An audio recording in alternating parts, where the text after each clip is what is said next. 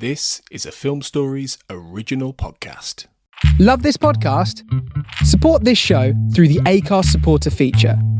It's up to you how much you give, and there's no regular commitment. Just hit the link in the show description to support now. This episode is brought to you by Progressive Insurance. You chose to hit play on this podcast today. Smart choice. Make another smart choice with Auto Quote Explorer to compare rates from multiple car insurance companies all at once. Try it at progressive.com. Progressive Casualty Insurance Company and Affiliates. Not available in all states or situations. Prices vary based on how you buy. Deep in the ocean, an orca pod is on the hunt. But these aren't your average orcas. These guys are organized. Marketing team, did you get those social media posts scheduled for the SEAL migration? Aye, Captain. We even have an automated notification for all pod managers when they go live. They use Monday.com to keep their teamwork sharp, their communication clear, and their goals in sight. Monday.com. For whatever you run, even orcas. Go to Monday.com to dive deeper. My dad works in B2B marketing. He came by my school for career day and said he was a big ROAS man. Then he told everyone how much he loved calculating his return on ad spend. My friends still laugh at me to this day.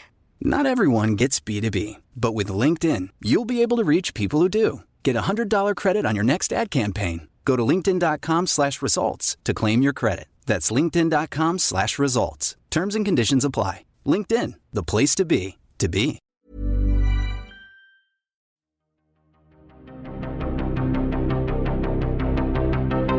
This is Writers on Film, the only podcast dedicated to books on cinema.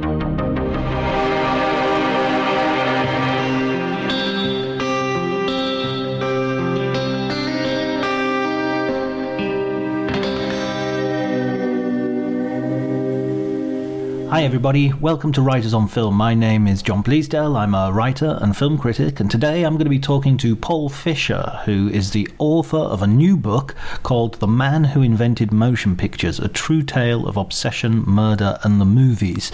It's a great book, a history of the very earliest days of the motion picture industry and the men and women who had a hand in inventing them. So it's a really interesting story, and one that I can pretty much guarantee you will add to your knowledge. There's some revelations in there that I found really surprising, really interesting.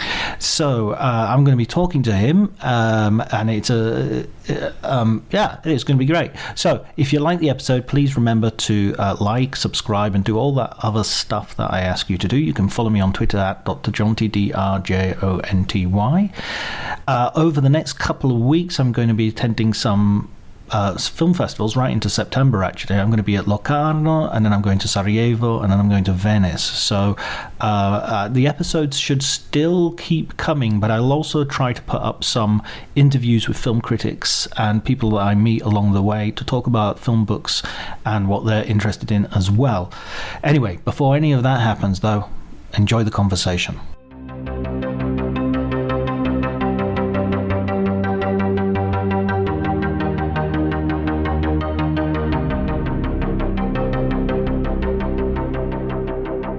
I don't know, right? It's an interesting thing because I grew up in France, where it's kind of just assumed the Lumiere brothers invented the movies. That's just how it is. Case closed.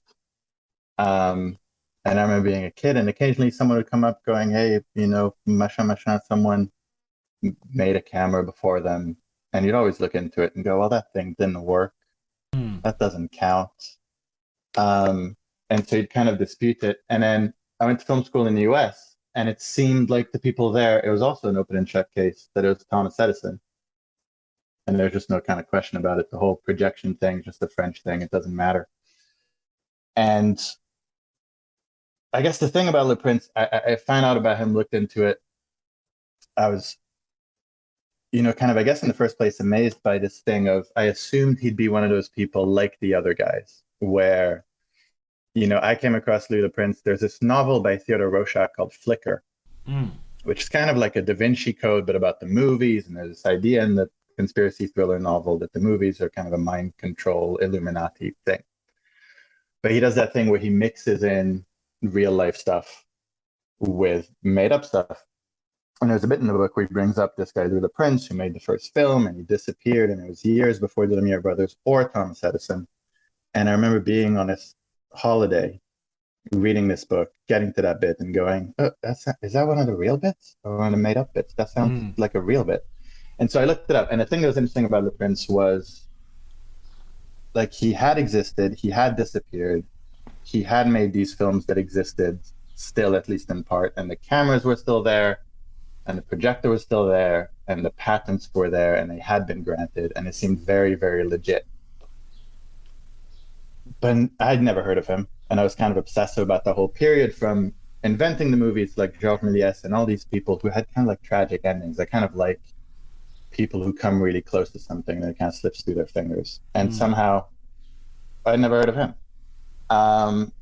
And so it feels to me, from my perspective, that it's never really been seriously disputed, because the people that are brought up aren't kind of serious contenders, but Le Prince was, and somehow for a confluence of reasons, he kind of slipped through the cracks. And the thing that was interesting about him slipping through the cracks in me too is, in both cases of the Lumiere brothers and Thomas Edison, we kind of framed the invention of movies as a technological thing, as you know, an advancement of technology rather than an artistic thing. And Le Prince was someone who was more in the lineage of people doing something creative than he was an engineer or an industrialist or someone like that. And so it was cool to think of this idea of like, oh, the first film ever made wasn't some kind of technological breakthrough per se necessarily. It was like a home movie.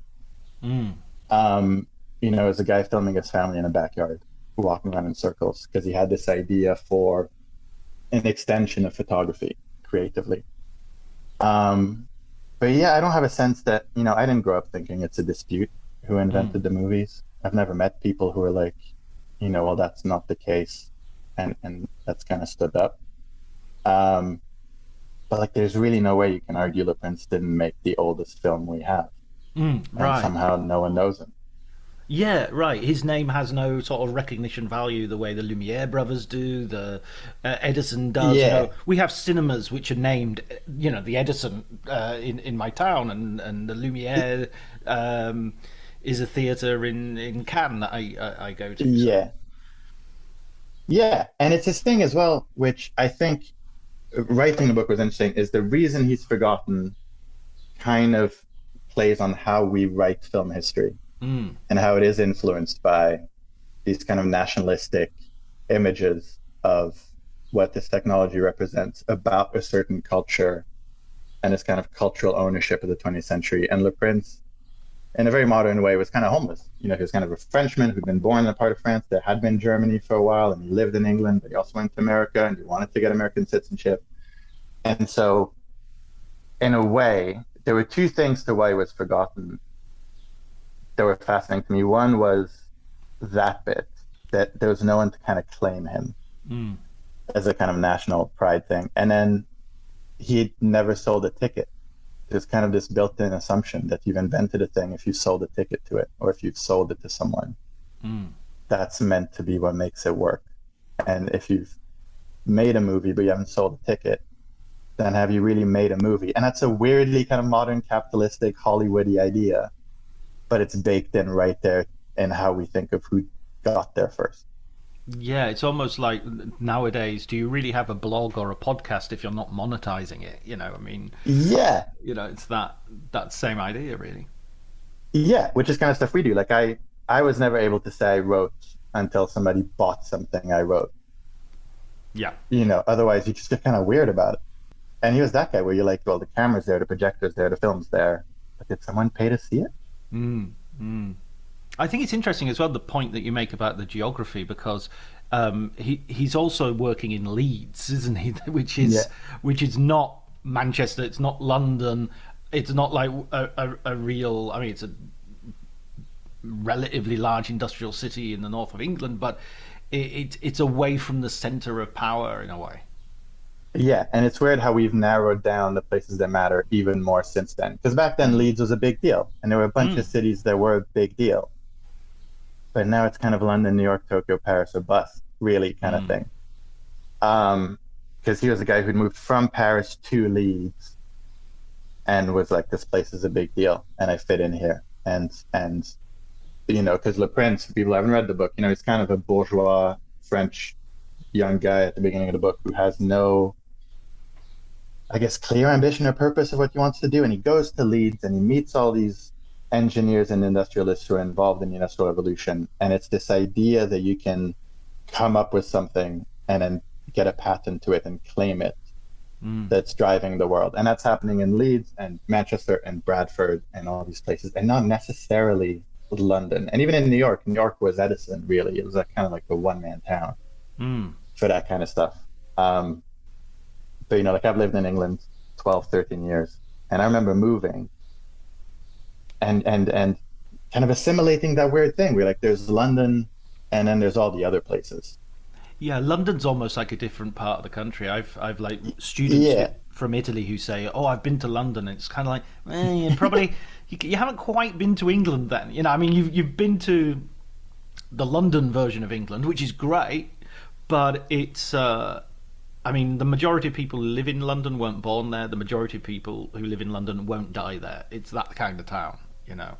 Yeah, absolutely. Which I remember, you know, as a foreigner, the whole Brexit thing, it really underlined that thing of like, oh yeah, this is a different place from the rest of the country, which I guess all capitals and kind of the rest of the countries in the West are becoming that way. But Leeds at the time, like, was a big deal. And it was, I think to your point, there's also no sexiness to that. Do you know what I mean? Like, we want to be, like Thomas said, New York is the birthplace of the movies. Hollywood is a place where it all happens.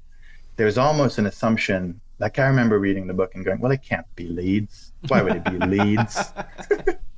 Yeah, but it's interesting that you correct me on that point, actually, that I was kind of doing that. I was doing the modern thing of going, oof, he was at Leeds, no wonder nobody noticed him. And yet you're saying, no, in the 19th century, that was a hotbed of innovation. Yeah, it really was. Like all those cities in that area. But that's also, you know, another part of how we think about history, I suppose, in a way, is it's become like we assimilate all these things about what sounds right that doesn't sound right.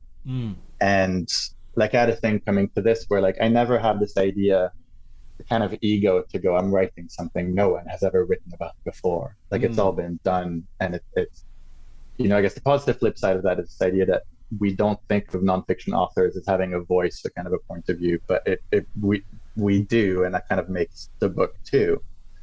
But we assimilate these ideas, and it also colors how we tell these stories. Like there's been documentaries about Le Prince and stories about Le Prince that are so attached to the idea of restoring Leeds almost as much as restoring him. And in a weird way that undercuts your argument because you're sort of shooting off the side of goal, as it were. But you're combating this other assumption rather than the point itself, which, you know, if I was from Leeds or something and everyone else's assumption was nothing important could have fucking happened there. And you're like, well, the reason you've got the trains and the things and all this stuff in the 19th century is us. And now we're considered kind of irrelevant. Yeah, you would want to kind of speak up about that. Yeah, and I can track your 13 years in England by your sporting metaphors as well. You're shooting wider goals. Just for our listeners who may not yet have read the book, they will soon. I'm absolutely sure. But Le Prince is operating from, well, he's born around about the mid 19th century. Is that right? Yeah, 1841. Right, so around about 1841, perfect. And then in France, he's not like he's born in a sort of town which is connected to Paris, but not particularly close, right?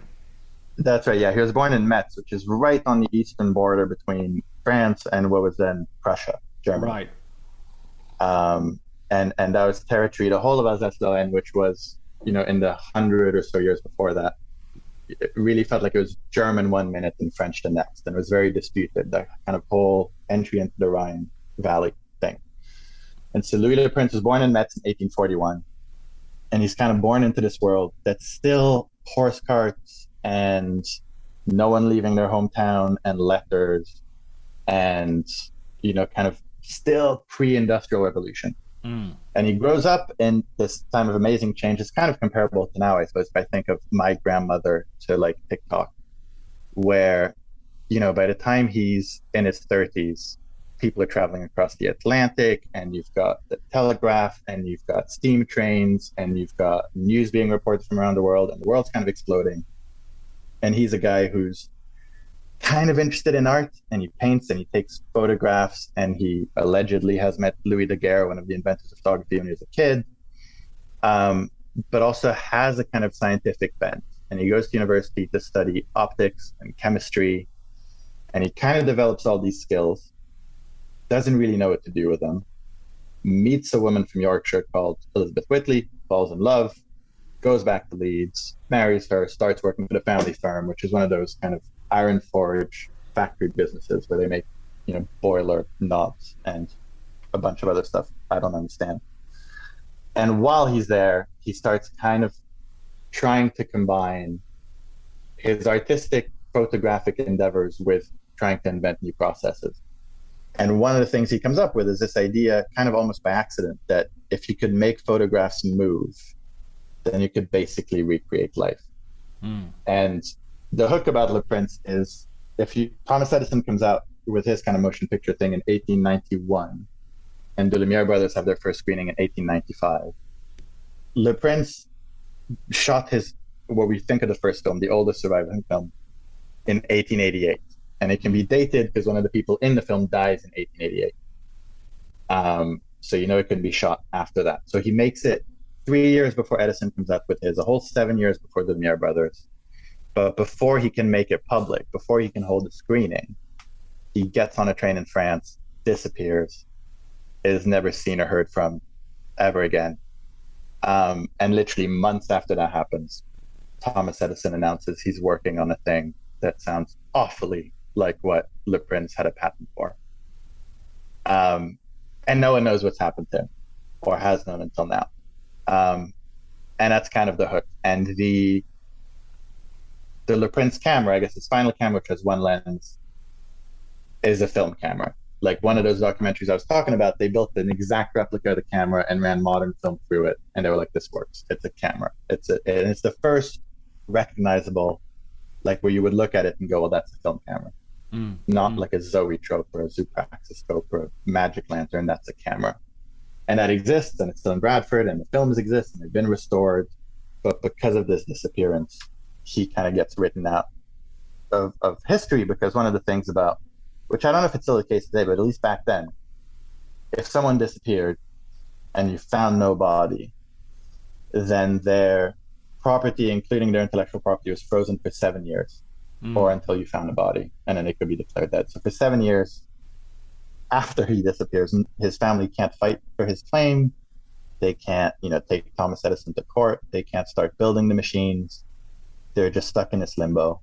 And, that 7 years is enough for him to get completely erased. Because there's that thing too, where if after that 7 years, if you come out when the movie is already everywhere, and they're a huge deal, and people are making, whatever the equivalent back then of millions of dollars are, and you come out and you go, oh, my dad did this before anybody else, but it was like 7 years ago, and like you disappeared, like you just sound like a lunatic. You sound like a fabulous. And so that's kind of what happened to his family, and his disappearance had kind of tragic consequences for everybody around him. And so for anybody who hasn't read it, the book kind of unpacks how he got to inventing the movies, and then the kind of what happens after that. Yeah. We don't want to spoil. We don't spoil too much, but it's that hook that you talk about that's the bit when I'm reading it that I'm thinking, this is a movie. This story is a movie. It is, and it's because it's also his family, his widow wife especially, became convinced Thomas Edison must have had a hand in him disappearing and killing him. And so because he was never found, because it's one of those unsolved Victorian mysteries, that's kind of the thing that stuck to anybody who knows Louis Le Prince is he might have been killed by Edison. Like I still will get, Louis Le Prince pings on Twitter today where people are like, well, Thomas Edison had him killed. And it's, you should look it up.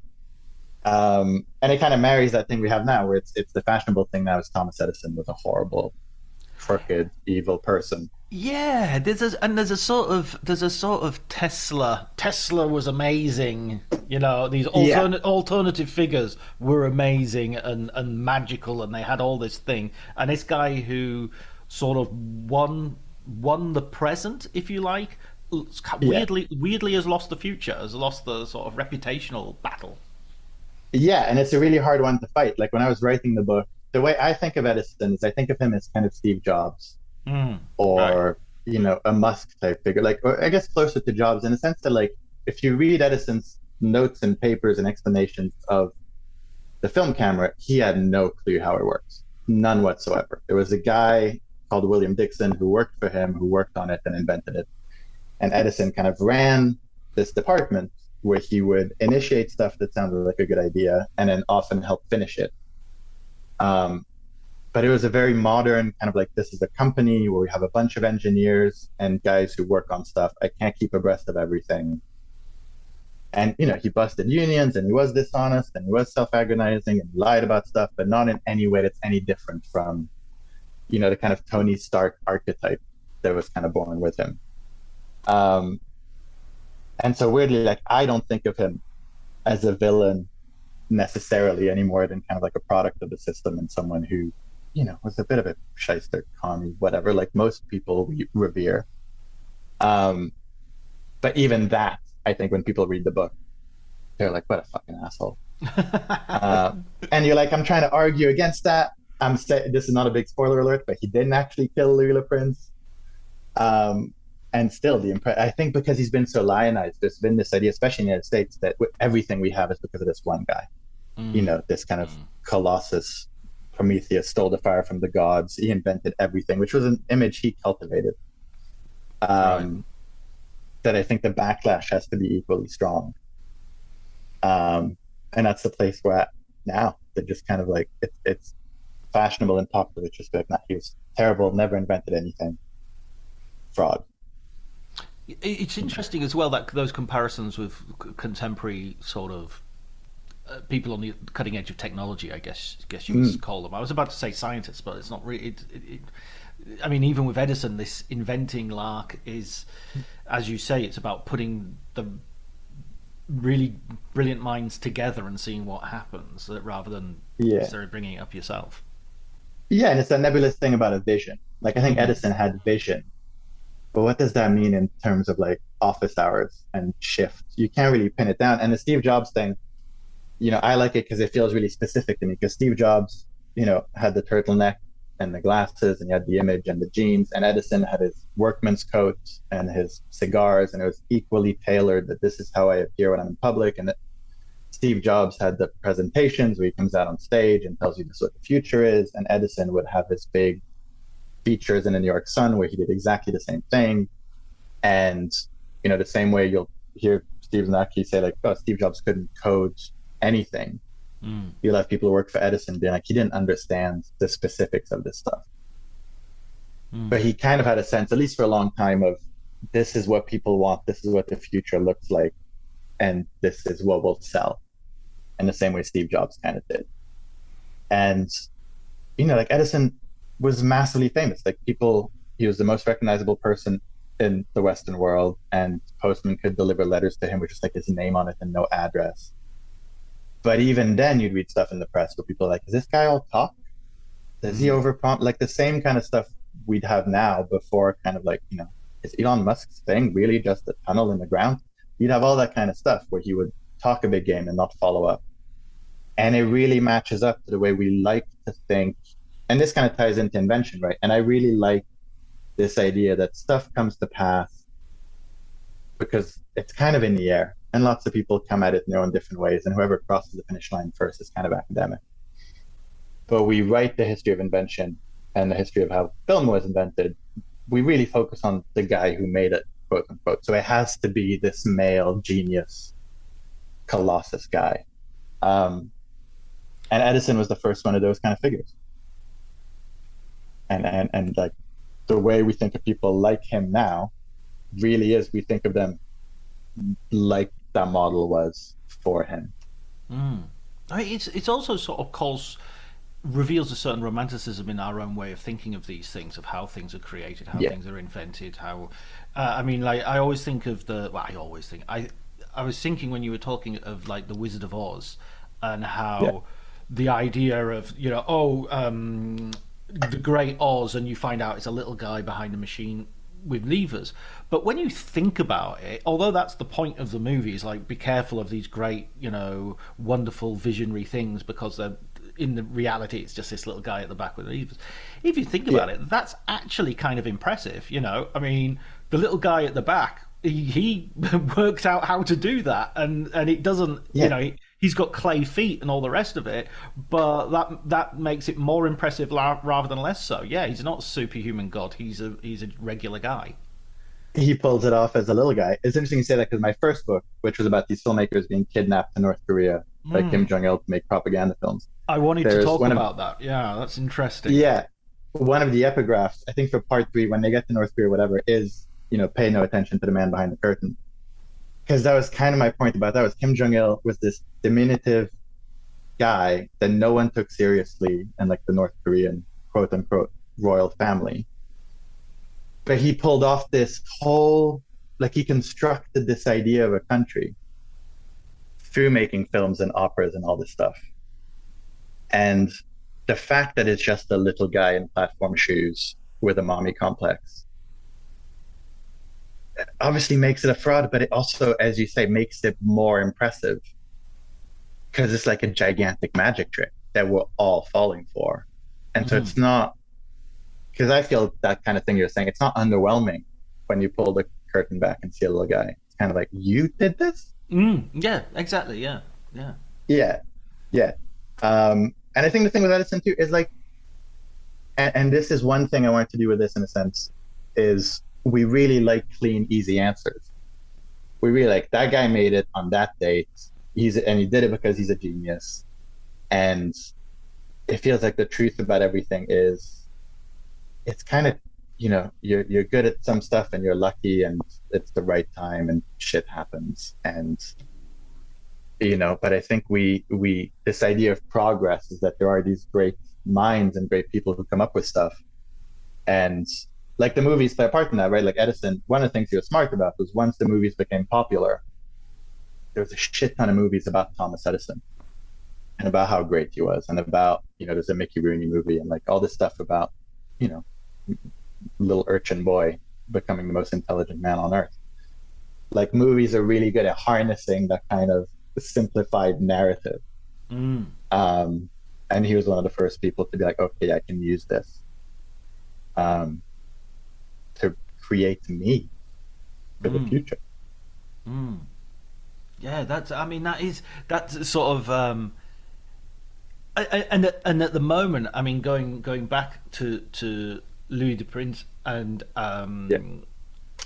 you know, that's why perhaps nowadays we're in a stage where we're more, we want to go back and revise some of those ideas, and you know, that again, you know, I mentioned Tesla just because he's, you know, David Bowie in The Prestige, and he's Ethan Hawke, I think, in Tesla. Is he Ethan Hawke? Yeah. And so he's sort of being built up as this, this is the real guy over here. But that in itself, that counter narrative, is just as romantically sort of one-eyed as the official version. I mean, surely isn't the truth everybody's a bit of an asshole? You know, and you know, like, Edison's a bit of an asshole and brilliant, you know, and if the last 20 years have taught us everything, there are a lot of people in the world who are assholes but also good at what they do, you know. For sure. And so one of the questions that comes up a lot about this is, hey, so if Louis Le Prince hadn't disappeared, how would the movies be different? And I'm always like, I don't know. He might have been a gigantic prick. He might have been like, I own this. I worked very hard. I almost bankrupted my family. It's mine, period. Or he might have been terrible, but we romanticized him because he disappeared. So we get to project all our stuff onto him. that, here was a guy who was, kind of working in his back shed, the underdog, the kind of Roger Ebert, dirt equals virtue, guy in the big glass building equals villain, that, artisanal, old fashioned, he wasn't in it for the money, but like, there's no evidence he wasn't in it for the money. He was investing quite a lot of money into it, expecting a return. And like, the counterpart to that with invention too is obsession, right? Because we love these people who are obsessed with this thing and following this vision. And it is partly because we mostly tell the stories of when that works out. You risk everything and then you win. That's brilliant. Louis Le Prince, someone who risked everything, it didn't work out, and it kind of wrecked his entire family.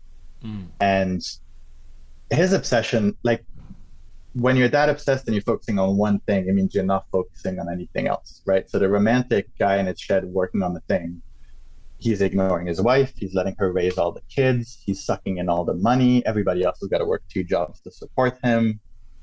And there are moments in Le Prince's story where Lizzie, his wife, was an artist in her own right, gets these great opportunities to go do something, to go be one of the first teachers at Stanford, all this stuff. And Le Prince is that guy who's like, no, what I'm doing matters. You stay at home and look after the kid. Which, like, if I had a scene of Thomas Edison doing that, which he did versions of that, you would go, see, fucking asshole, told you. But because he's the underdog, because he disappeared, because he lost, we gloss over stuff that we would hold as kind of irrefutable evidence of assholery. I'm cursing a lot, but that happens. That's fine. But that's irrefutable evidence that guy's a bad guy. You know what I mean? Yeah, no, absolutely. And I mean, 2 points that raises for me was one was the idea, the Steve Jobs idea, that his death kind of seals his reputation as, and you have, he gets to be played by Michael Fassbender, and Zuckerberg gets to be played by Jesse Eisenberg, one of the more dislikable actors in Hollywood. And the other thing I wanted the other point that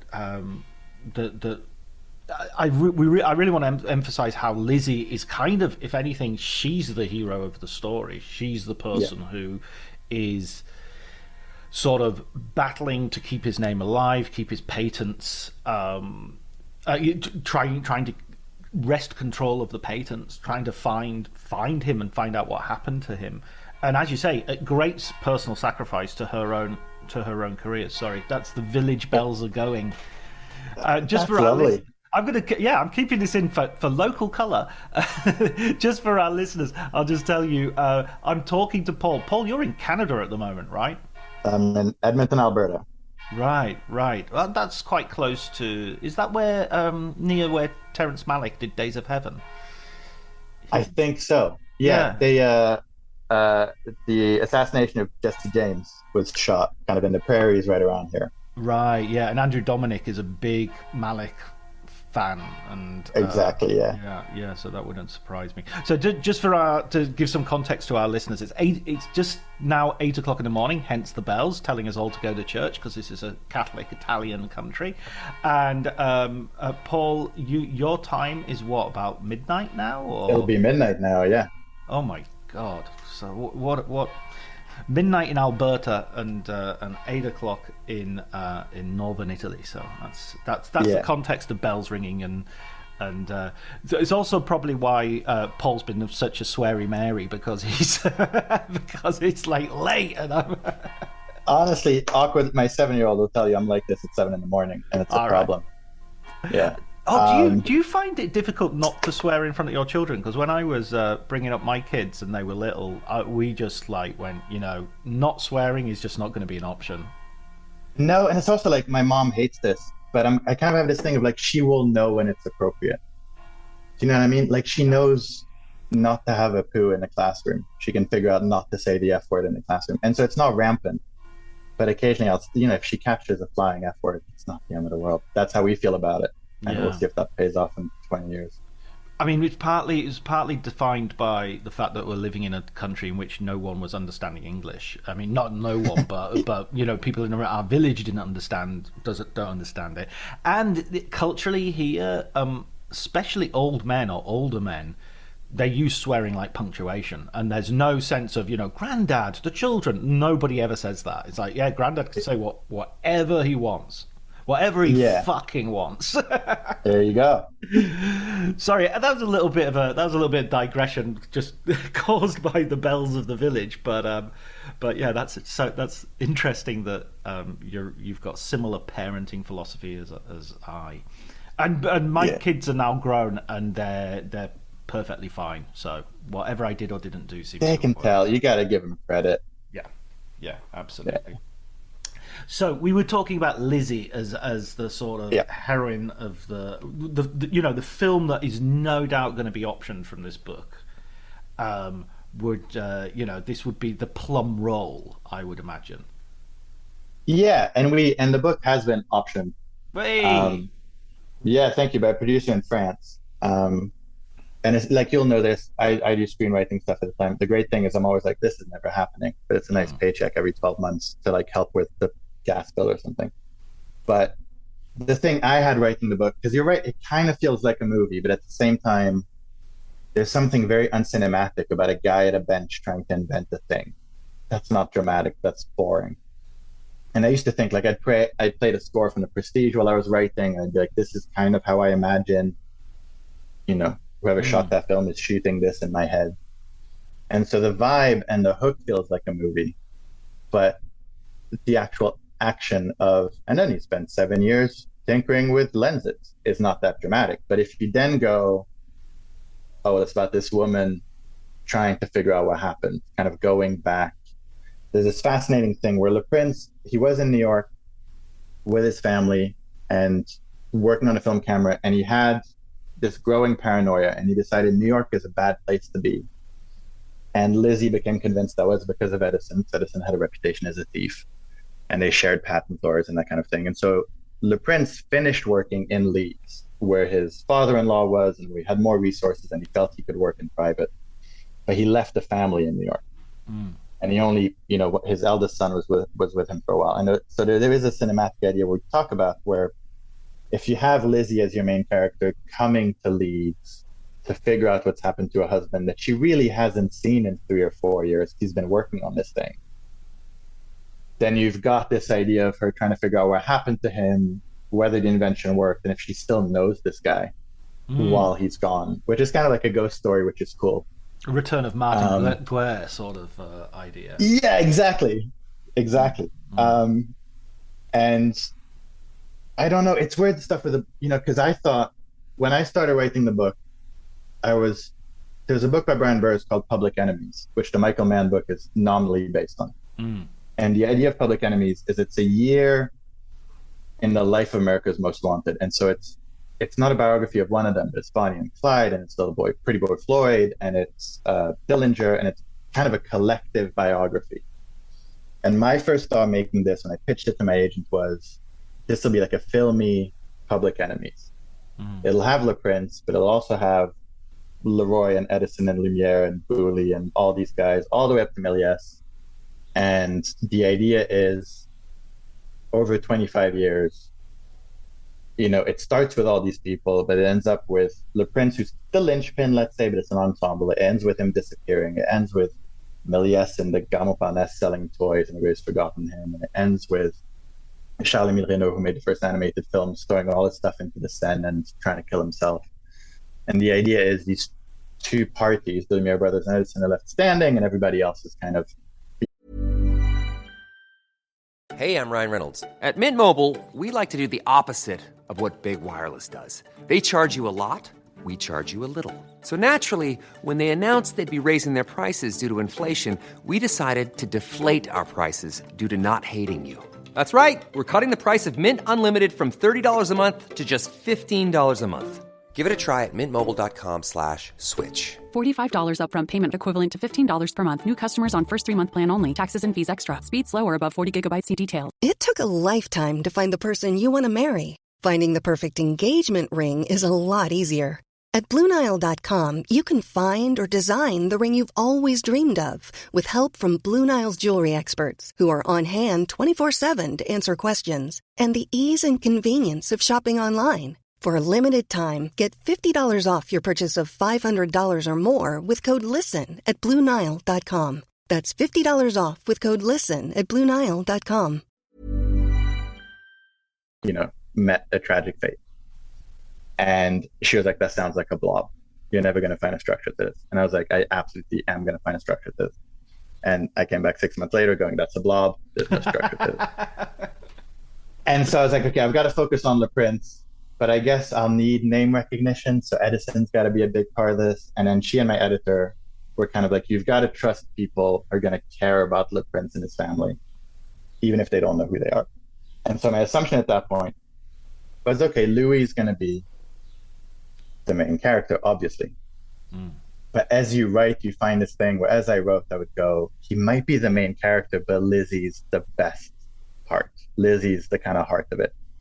Because Lizzie, she was like a young woman from Yorkshire who's no one in her family's ever had a formal education. And then her father, who'd grown up in tenements, 8 brothers and sisters, bunch of them die young. He does really well with a couple of patents for a couple of boiler valves, this and that. And in the way you could in the Industrial Revolution, he becomes pretty wealthy. And so he's able to send Lizzie and her brother away to study. And so she starts in Paris and she's working in the same workshop as Rodin. And she's got these big dreams. And she parked everything to support her husband going, I'm going to make pictures move, with no training, no funding, no nothing. And which is a pretty heroic thing to do, especially when, like her, you think of yourself as a modern, emancipated, kind of equal partner woman. To go, oh no, actually, I love this guy and I believe in this, so I'm going to do the thing that's kind of anathema to what I expected for myself.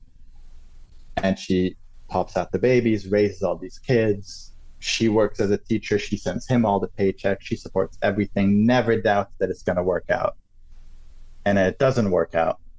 And she's not only left to pick up the pieces, but in a really tragic way becomes convinced that she's in direct opposition to the most famous guy in the world, who's Thomas Edison. And so it's got this kind of tragic, it's got this weird kind of like self-sacrifice turned detective turned tragedy. Yeah, sort of slightly delusional. Yeah, like by the end, like she was fully convinced that she held these kind of opposing ideas of Thomas Edison had my husband killed, but also don't want to admit he's been killed. So I'm kind of sort of weaving these tales that he's still alive somewhere in a basement. It's 30 years later when her mind was kind of going. And to a great degree, I found while writing, she sacrificed more than he did, because at least Le Prince got to chase the dream. She got to just do support and kind of, take a gamble and then lose everything. And so she's brilliant. And again, the first book was kind of the same, where I thought, the filmmaker guy will be the main guy. And it wasn't. It was his wife was equally famous and all this stuff. But yeah, it's that thing of like, I can't remember who I was listening to the other day. Maybe it was Clooney on WTF or something, talking about the difference between like the biggest part and the best part in a movie. You know what I mean? And telling someone, maybe it was Affleck, maybe it was about that Boston Bar movie, this idea of like, you take the best role in the movie, not the biggest role in the movie. And Lizzie feels like the best role in the movie. Yeah, absolutely. And I think because it also serves as a corrective, and I want you to write this into your contract when they do sign the big film deal, of not, because this drives me absolutely spare, that there's always a wife next to, or a romantic partner next to an obsessional genius who has a scene at some point where they say, okay, go and do your thing, but when you've done it, come back to us, and it's this, and he's basically kind of like the shrew nag or the, all of those negative misogynistic stereotypes of basically women are pulling you back to domesticity, and the you have to go and you have to, that's one of the ties you have to cut in order to achieve greatness. And it's just like, I've seen that as recently as Ford versus Ferrari. It's just, God damn it, can't we think of a new, can't we just do this differently? It's just so stereotypical, so boring. And at best, so it's like, unfair. God bless her. Yeah, it really is. Yeah, it's really unfair. And it's the thing I always think about with invention and with making movies on a thing I'm writing up now. We kind of never think of it in terms of an ecosystem. You know, we like to go, well, he was a genius and he was driven and he would never give up. And there's no way you can do that without an ecosystem around you. And Le Prince, Lizzie was the main part of that. She's the air that keeps the whole thing going. But there was also people he worked with who were instrumental to what he does. And that goes back to the Edison thing, where Edison, because he was a brand, he needed everybody who worked for him to be basically work for hire. You know what I mean? You draw something for Disney, it belongs to Disney. You did something for Edison, it belonged to Edison. Whereas Le Prince was a great example of none of it happens if you don't have a wife whose self-sacrifice was the opposite of that dramatic thing, but was just like, that sounds fucking brilliant. That sounds like you could do it. I'll try my best to help. You know, no negative, no at best, God bless her. She's reluctantly doing it. You know, and he had 4 guys in the workshop with him who were solving stuff, you know, day to day. Like none of these cases, the Lumiere brothers, none of them, the second you scratch the surface, you're like, oh wow, there's 25 other people who were instrumental to this. Well, that's go back to the Wizard of Oz. You pull back the curtain. There's a little guy pulling the levers, but behind the little guy, there are other little guys helping him fix the levers to something to make it all work. Yeah, and I think it's because I guess there's always one, two, whatever, limited number of people who have the vision, and we love the vision. It's not so sexy to be like, oh yeah, and I believe in the vision. But you know, and I like that because that story, it doesn't have any of those tropes, right? It doesn't have the wife who's like, you know, as soon as you're done, I'm putting up with this, but kind of thing. And it doesn't have anybody fighting over credit. Like none of the people Le Prince worked with came out later going, well, actually I was, you know, they were all like, no, we did it together and he was a genius and we loved following his lead. And it kind of really doesn't have any of the cliches. Except, and then he disappeared. Bum, bum, bum. That's the only one kind of. And otherwise, it's kind of in a weird, not a lovely story, but it's kind of very, very human. That, you know, this guy had an idea and he was living in a time where you could make bank off an idea and it seemed accessible, right? It doesn't seem accessible now that I'm just going to go back there and invent an iPad. It doesn't seem accessible that I'm going to make a $1 billion movie. But back then it was a thing, like I have an idea. This could change everything for generations. And then it just kind of played out in a kind of human, you know, hopeful, you know, and the hopefulness is important because one of the reasons I kind of connected with the Prince as I wrote is Edison never got movies. Like he was kind of late to it, kind of hoping it would make money, but he was like, it's a toy. I can't see why anybody likes it. Like even years later, he'd be like, I still don't get why people like this thing. It's so funny that you say about him having vision, and that's one of these things, and yet he's you know, he's completely blind to the commercial possibilities of the motion pictures. Like, I guess some, you know, it's like the Hudsucker proxy, you know, for kids, you know, when he gets the hula hoop, you know. Yeah, and that's the thing about vision is it's not like like you're gonna miss out. Sometimes your vision, as it was for Edison, was concrete furniture and cars made out of gold. Like because your vision, sometimes it hits and sometimes it doesn't. And with this, he didn't get it. And the Lumiere brothers were like, this will be sexy for a year or two, and then something else will come. Whereas Le Prince has these notebooks where like he sketched out cinemas, and he's like, this is going to change politics, and this is going to change. No one's going to send their kid to war once they've seen what war actually looks like. That's going to end, and you'll be able to teach, you know, deaf and mute kids to like communicate without needing all of this, and be able to like put this in school. And there was no one else really on the record who had that vision. And as someone who loves movies for all those kind of idealistic, quaint ideas, it was really cool to go, oh, here's the guy who made the first one, or the oldest surviving one, wasn't just trying to invent a product like the other guys. He actually believed in it. Which kind of had never computed into my sense of the invention of the movies. There's like these guys invented a machine. And maybe that idea of the effect of cinema, let's say, as an art form, politically and what have you. Maybe that's also, to flip that, those are really positive ideas of, people are going to become pacifist, people are going to be more democratically engaged, people are going to be educated and what have you.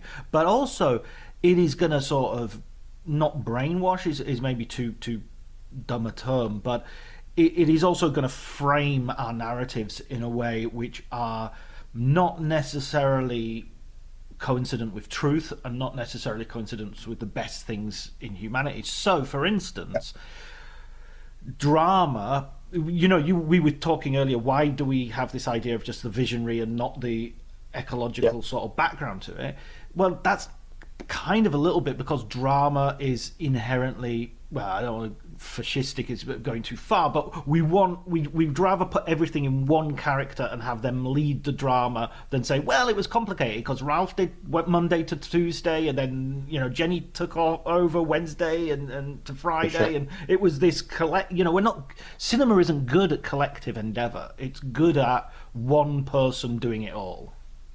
It is, yeah. I'm friendly with this guy called Tristan Gallagher, who's a producer at a company called The Bureau. He produced Andrew Haig's Weekend and all his other films and that kind of stuff. And we had coffee like years ago, and we were talking about stuff. And he was saying the stuff he was looking at then. He was like, I really want to find a way. He was like, I'm bored of all, like, in the way he was saying about the reaction to outdated ideas. They're weirdly a mirror image of outdated ideas. And he was saying specifically, I want to find ways to tell movies that are about collective progress and action. And he had this great kind of insight of like the stuff we're trying to deal with now, whether it's capitalism going off the rails or climate change or whatever, it was all stuff that needs collective response. But our media, particularly movies, is so designed to be about the protagonist that it's not, I don't want to say harmful because that feels oversimplified, but it's not helpful. Oh, it's definitely harmful. It's harmful. And it really is like baked in. Like I went to film school, every screenwriting book, cut out the unnecessary character. Can you combine them? Can you make them one guy? It's designed to be that way. But Le Prince, in a very Victorian, white, middle class kind of way, to them progress was going to be good, period. Anything new, it moves us forwards. They almost had no conception that something could backfire. Which is, like, I have this thing, I was talking to my wife earlier, like I'm terrified of deep fakes and that stuff. I kind of can't, I have this really idealistic idea of what the moving image can do to us, but I'm also terrified of what it is now. I don't know that I could handle it if I was 15 years old or something. And the kind of fatalist in me, and this feeds in something I'm writing now, I think everything good gets co-opted and just fucked to its exact opposite. And the movies are kind of that in a way. But that was refreshing to be writing about a guy who made the first and who only saw the positives. Only saw this is going to be amazing. And he'd been in the war and he'd been in the siege of Paris. And it came from a really human place of like, well, no one's going to have to go through that again. If I can show mothers, they're going to be like, no, my son's not going. Yeah, everybody's going to watch Battleship Potemkin and going to go, right, no, we're done. Yeah. And, he didn't. But again, what's interesting, too, is you can also see that as ego, right? You can also see him as going, I'm designing this machine that will fix everything. Yeah, the new Machiavelli, the sort of H.G. Wells science technocrat I'll solve the world. Yeah. And so maybe part of it is part of the times and that positivity about, well, we've got trains and phones and everything is great. And part of it may also be a guy going, I'm going to fix everything, in a kind of lunatic way, which he may have been. That's another thing about writing about something that happened 130 years ago. Anytime you're trying to figure out who they were as people, unless you're quoting someone directly, you're making an assumption. I think about that, with any friends I have or you have. For every 5 people I can find who say they're amazing, I'll find 5 people who say they're the worst people who's ever lived. So I could find 5 people who worked with Louis Le Prince saying he was a genius, he was lovely, whatever. That doesn't necessarily mean he was. So for better or for worse, he saw the good things no one else saw and didn't foresee any of the potential bad. Yeah. But there's also like, and I know I'm rambling, but there is this kind of unpacking of, and I was trying to do this writing the book, what would it be like to think of movies if you'd never seen one or conceived of one? Because it's kind of well documented with photography, how that completely changed people's ways of thinking of themselves. It became much more about your kind of physical embodiment of yourself and of thinking of death and family. And, you know, film kind of did that same thing, and people became obsessed with seances and ghost films and what it meant to be mortal.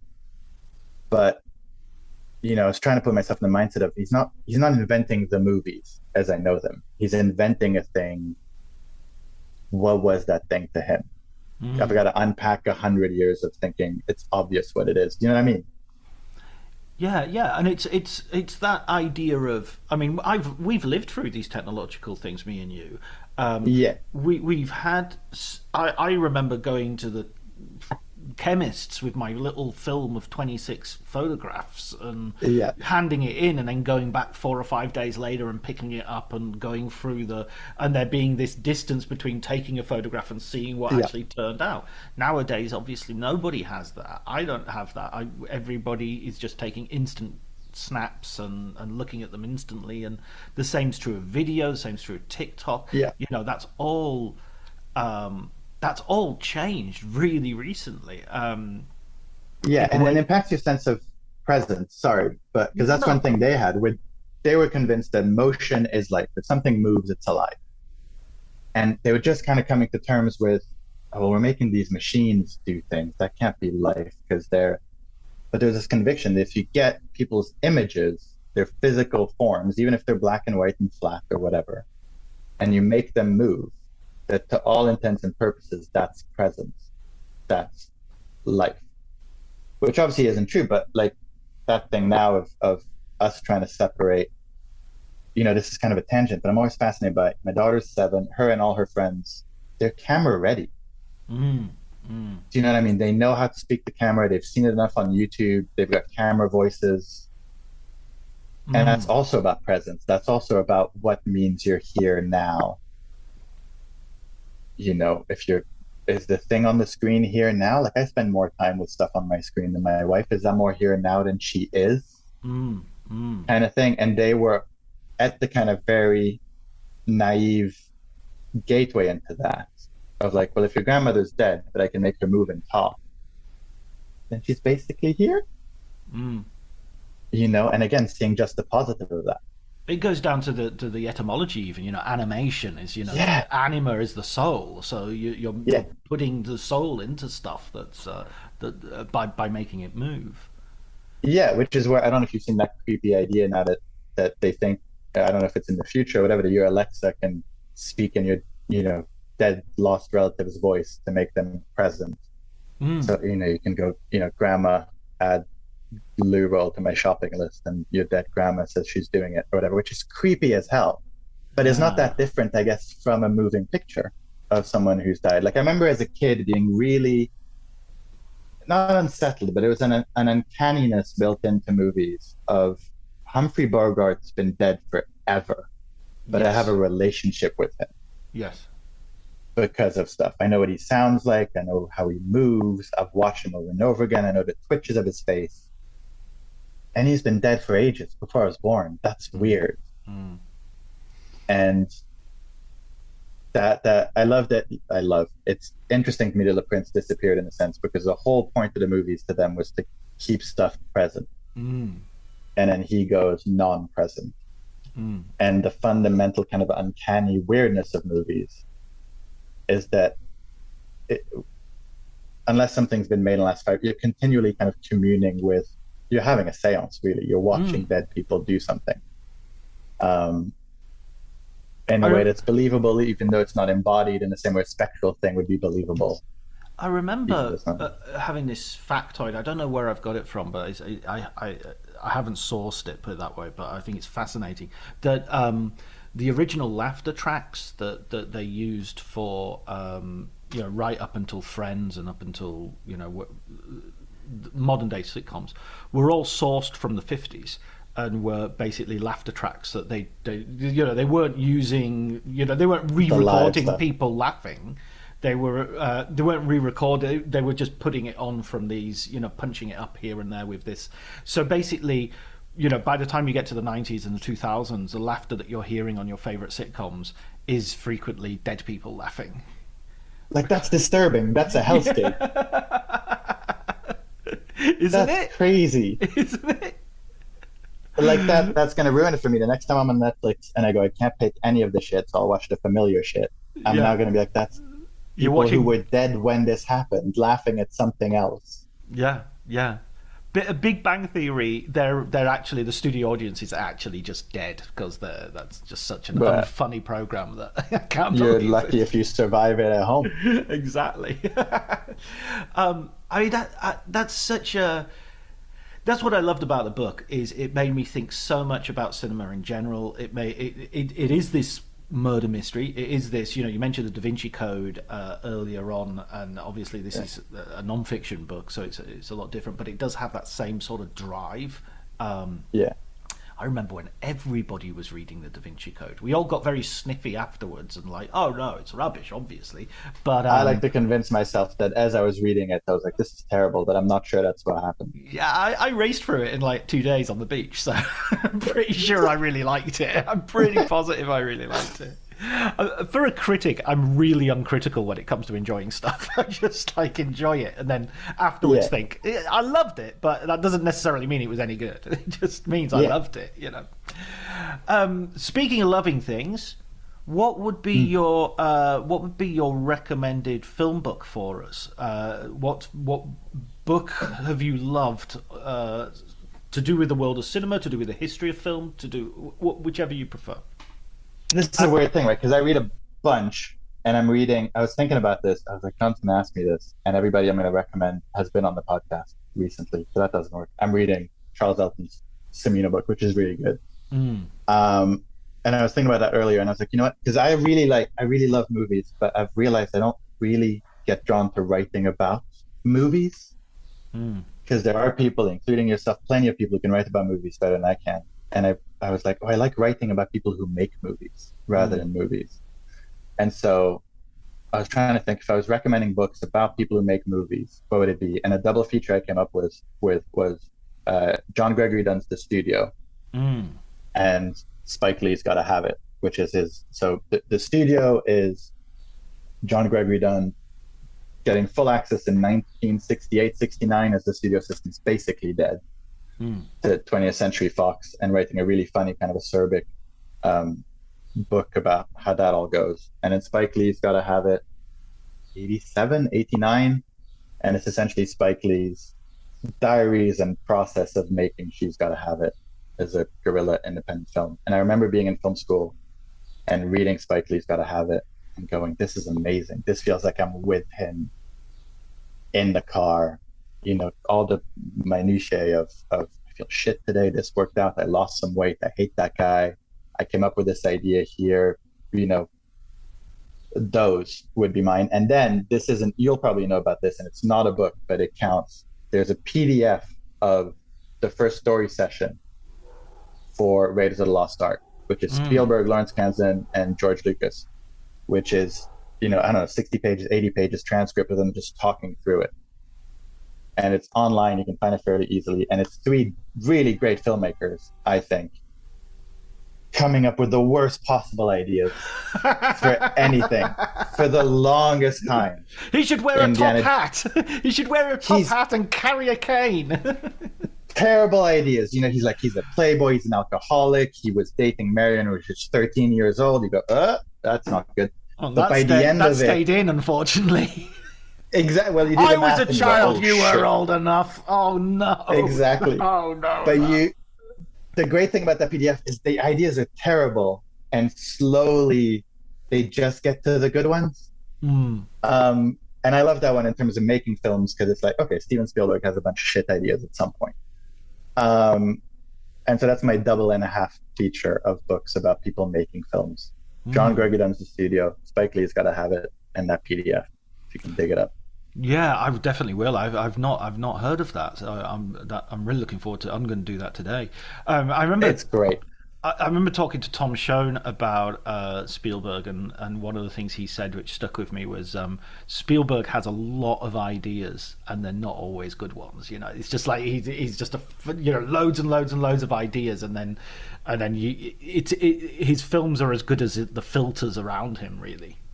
Yeah, I remember reading the Joseph McBride biography of him, and there's a bit in it about how so Spielberg had this long contract at Universal, and because he'd locked himself in that long contract, everybody else, Coppola, Lucas, Milius, they're all off making great movies, and he's making television, and he can't get out of it.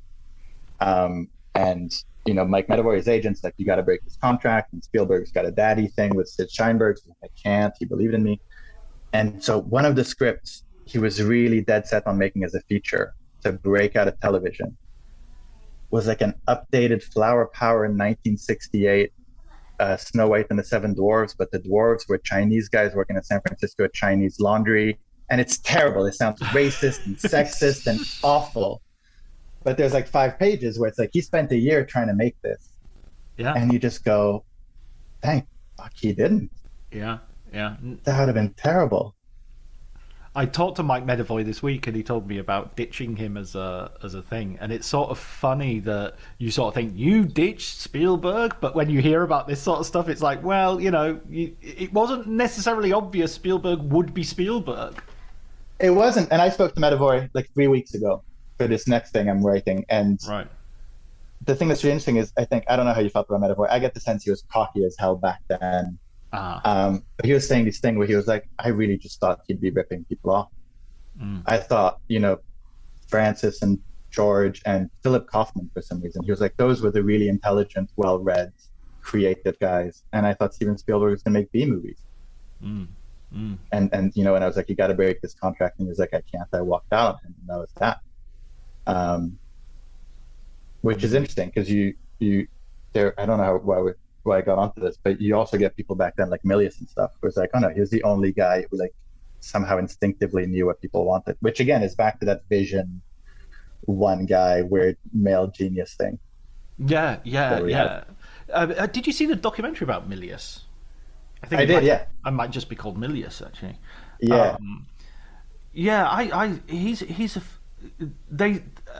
I don't know.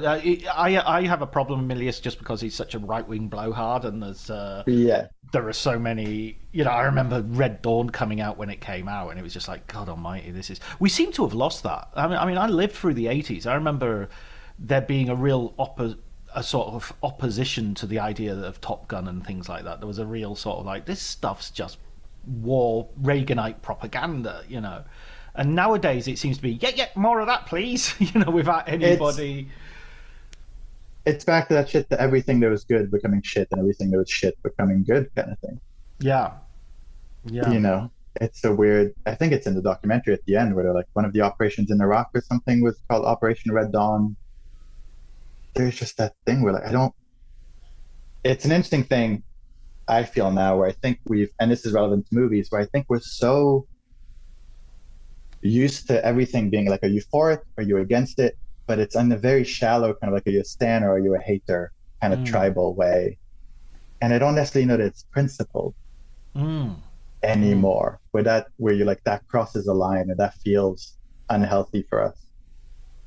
It's more just like, are you a stan? Are you a hater? Are you one of them? Are you one of us? Are you hashtag this, hashtag that? Where, I was a bit too late for Red Dawn, but I remember stuff like that. We go, oh, this seems iffy. And now it just, nothing. I have this about Marvel films, but like I can enjoy watching a Marvel film, but I can also be weirdly uncomfortable with the fact that I'm, basically taking my kid to Pentagon-funded propaganda stuff about big, muscly Aryan men in battle gear. Do you know what I mean? Yeah, no, absolutely, absolutely. I was watching Stranger Things, the latest thing, and I was just like, the way guns from the very first season are put into the hands of children is just freaking weird. And the thing that's even weirder is nobody seems to think it's weird. Everybody seems to just... I've not heard anyone go, children learning to shoot things? Is that that's the solution? I think The Quiet Place Part 2 as well has that as a serious storyline. Is don't worry, the kids learn to shoot a gun, so that saves the day. And it's like, are we? It's weird, right? Because the flip side of that feels like anything. Like I'll read books, watch a movie where a character does something morally ambiguous or reprehensible. And that's meant to be what these stories are about. You know what I mean? You don't go like this whole thing, and I guess Marvel's first stage with it, but this idea that there are people out there who watch Goodfellas and go, well, he was clearly making gangsters sexy. Like our understanding, our like literate reading of narratives has flattened out in a weird way. Yeah. Where the kids shooting a gun were like fucking awesome. And then something ambiguous and unpleasant being in a film, we go, well, that must mean the person who made it is a horrible person because he's showing me something uncomfortable. And so being able to digest the stuff we're meant to digest about everybody being an asshole, as you were saying earlier, and not being okay with the idea that guns are just everywhere. There's this weird topsy-turviness, which is when I go, shit, do I sound like I'm 65?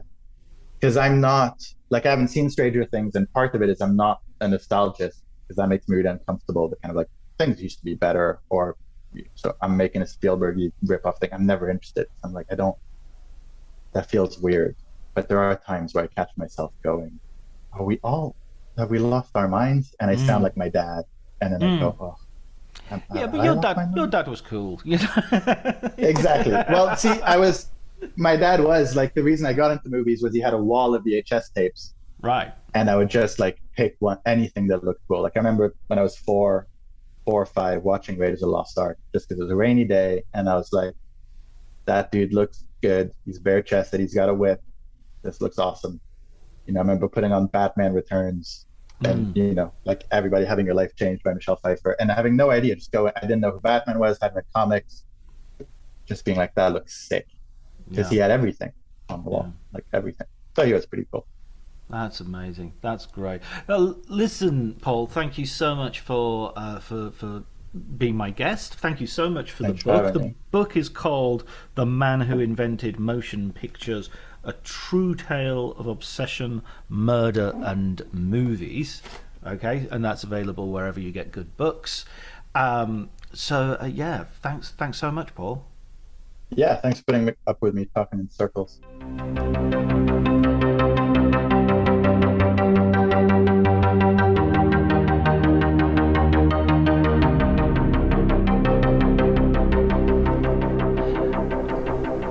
Great, so that was my conversation with Paul. I hope you enjoyed it as much as we obviously did. I think we had a really good time, and as you can tell, I enjoyed his book, and I think you should too if you have the opportunity to read it.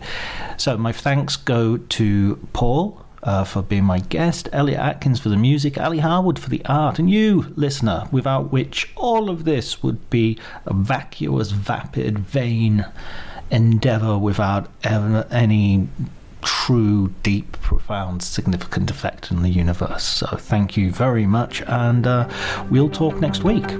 Take care.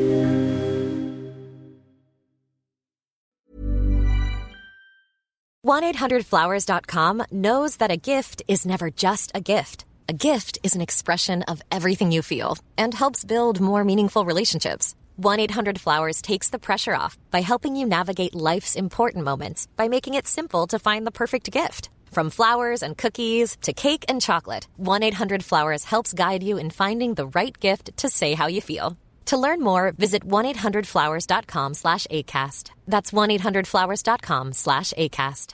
This episode is brought to you by Progressive Insurance. Do you ever think about switching insurance companies to see if you could save some cash? Progressive makes it easy to see if you could save when you bundle your home and auto policies. Try it at Progressive.com. Progressive Casualty Insurance Company and Affiliates. Potential savings will vary, not available in all states. My dad works in B2B marketing. He came by my school for career day and said he was a big ROAS man. Then he told everyone how much he loved calculating his return on ad spend. My friends still laugh at me to this day. Not everyone gets B2B, but with LinkedIn, you'll be able to reach people who do. Get a $100 credit on your next ad campaign. Go to linkedin.com/results to claim your credit. That's linkedin.com/results. Terms and conditions apply. LinkedIn, the place to be, to be.